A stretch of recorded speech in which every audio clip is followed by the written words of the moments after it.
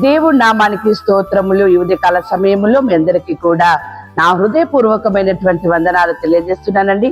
ఈ దినము దేవుడు మీతో మాట్లాడుతున్నటువంటి మాట 128వ కీర్తన 2వ వచనములో వాక్యం ఈ రీతిగా ఉంది. నీవు ధన్యుడవు, నీకు మేలు కలుగును. ఎంత అద్భుతమైనటువంటి మాట అండి. నీవు ధన్యుడవట, నీకు మేలు కలుగుతుంది. ఎప్పుడు నువ్వు ధన్యుడవైతావు? ఎప్పుడు నీకు మేలు కలుగుతుంది? నువ్వు దేవుని మాటకి లోబడుట వలన, నువ్వు దేవుని మాటకి విధేయత చూపినప్పుడు నువ్వు ధన్యుడవి, నీకు మేలు కలుగుతుంది. ఏంటి ఆ ధన్యత, ఏంటి ఆ మేలు అంటే వాక్యం సెలవిస్తా ఉంది.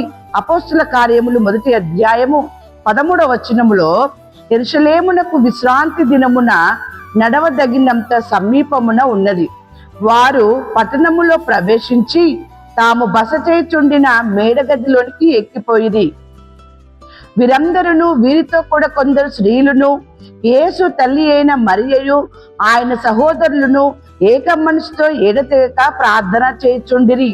దేవుని బిడ్డలారా, శిష్యులతో పాటు వీరందరూ కూడా మేడగదిలోనికి వెళ్ళి ఎడతెగక ప్రార్థన చేస్తూ ఉన్నారట. ఎప్పుడైతే దేవుని మాటకు విధేయత చూపించి దేవుని మాటకి లోబడి వారు మేడగదిలోనికి వెళ్ళి ఏకముగా కూడి ప్రార్థన చేస్తూ ఉన్నారో, వారి జీవితంలో జరిగినటువంటి ధన్యకరమైనటువంటి స్థితి. అపోస్తుల కార్యములు 2వ అధ్యాయము 4వ వచనములో, అందరూ పరిశుద్ధాత్మతో నిండిన వారై ఆ ఆత్మ వారికి వాక్శక్తి అనుగ్రహించిన కొలది అన్య భాషలతో మాట్లాడసాగిరి. పట్టణంలోనే ఉండాలి, ఇక్కడికి వెళ్ళొద్దు అని చెప్పి దేవుడు చెప్పాడు. ప్రభు చెప్పినట్టుగా ప్రభు మాటకి లోబడి ఉన్నారు. మేడగదిలోనికి వెళ్ళారు. ఎడతెగక అందరూ ఐక్యత కలిగి ప్రార్థన చేసినప్పుడు దేవుడు ఏ మాటకైతే వరకు చెప్పారో, ఏ మాటకు వారు విధేయత చూపారో, ఆ మాట వలన వాళ్ళు ధన్యులుగా నిలబడ్డారు. దేవుని పిల్లరా, పరిశుద్ధాత్మతో నింపబడ్డారు. పరిశుద్ధాత్మ శక్తితో వారు నింపబడి భక్తి జీవితంలో వారు ఎలాంటి ఒడిదుడుకులు వచ్చినప్పటికీ స్థిరులుగా ఉన్నారు. ఎంత ధన్యకరమైనటువంటి స్థితి, ఎంత మేలుకరమైనటువంటి స్థితి.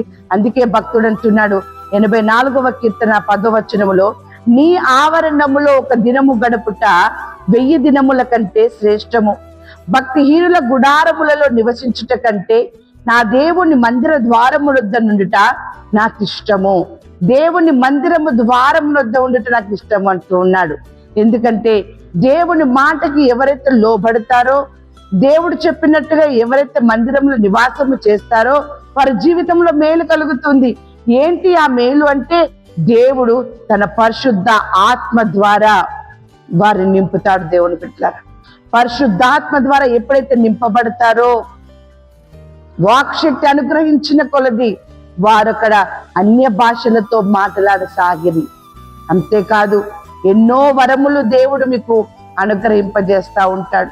ఏ చోటకు వెళ్ళాలి, ఏ చోటకు వెళ్ళకూడదు, ఎక్కడ ఏమి మాట్లాడాలనేది పరిశుద్ధాత్మ మీకు తెలియపరుస్తా ఉంటుంది. దేవుని బిడ్డలారా, వాక్యం సెలవిస్తా ఉంది. ఆయన అనగా సత్య స్వరూపి అయిన ఆత్మ వచ్చినప్పుడు మిమ్మల్ని సర్వసత్యములోనికి నడిపించును. అవును, ఎప్పుడైతే దేవుని మాటకి మీరు విధేయత చూపుతారో పరిశుద్ధాత్మ మీ మీదికి వస్తుంది. ఎప్పుడైతే పరిశుద్ధాత్మ మీ మీదికి వస్తుందో, సత్య స్వరూపి అయినటువంటి ఆ ఆత్మ మీ మీదికి వచ్చినప్పుడు మిమ్మును సర్వ సత్యములోనికి నడుపుతుంది. దేవుని పిల్లల, వాక్యములోనికి నడిచినటువంటి నీవు, వాక్యానుసారంగా జీవించినటువంటి నీవు సర్వ సత్యములోనికి నడిపేటటువంటి స్థితిని పరిశుద్ధాత్మ నీకు కలగజేస్తా ఉంది.